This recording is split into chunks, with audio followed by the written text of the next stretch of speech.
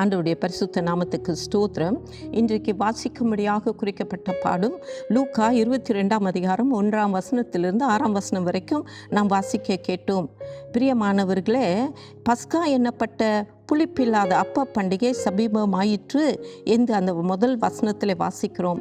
எப்படி ஒரு திருமணம் நிச்சயிக்கப்பட்ட உடனே பெற்றோர் செய்ய வேண்டிய காரியங்களாம் செய்து பிள்ளைகளை நன்காய் வாழும்படியாய் ஆசீர்வதிக்கிறார்களோ, எப்படி கிறிஸ்மஸ் கொண்டாடுகிற காலங்களிலே ஒவ்வொரு வருஷமும் கிறிஸ்மஸை கொண்டாட வீடுகளை தயார் பண்ணி வீட்டை அழகுபடுத்தி பிள்ளைகளுக்கு ஆகாரம் செய்து எல்லாத்தையும் பெற்றோர் செய்கிறார்களோ, அதே போல இந்த பஸ்கா பண்டிகையை நல்ல அருமையாய் கொண்டாட வேண்டும், ஆண்டவருக்கு கீழ்ப்படிந்து செய்ய வேண்டும் என்று சொல்லி இந்த ஆயத்தங்களை செய்து கொண்டிருக்கிறார்கள்.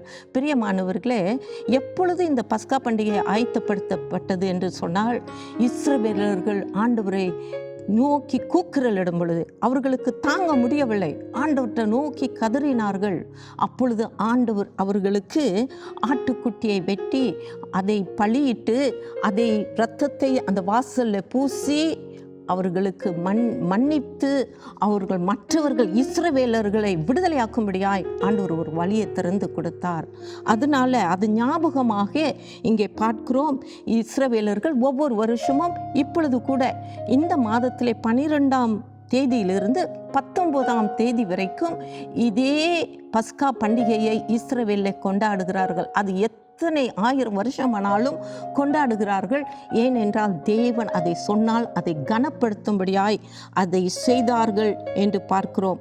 இப்படி அவர்கள் ஆயத்தப்படுத்தி கொண்டு இருக்கிற வேளையிலே யூதாஸின் இருதயத்திலே, எண்ணத்திலே, சிந்தனையிலே பிசாசவன் உள்ளுக்கு பூந்து அவனை தூண்டி அவன் இந்த பிரதான ஆசாரியர்களையும் வேத பார்கரையும் அவன் சந்திக்கிறான்.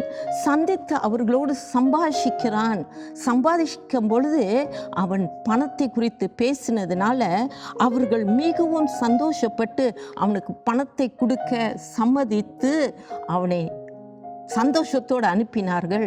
ஆனால் இயேசு காண்பிக்க கொடுக்கப்பட்டார்.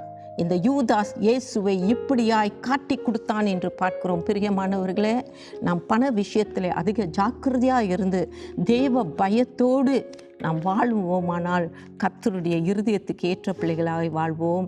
ஆண்டவர் நம்மளை ஆசீர்வதிப்பாராக. கண்களை மூடி ஜெபம் செய்வோம். எங்கள் அருமையான பிதாவே, உமக்கு ஸ்தோத்திரம் ஐயா. நாங்கள் உம்மை துதிக்கிறோம், உம்மை போற்றுகிறோம், உம்மை புகழுகிறோம்.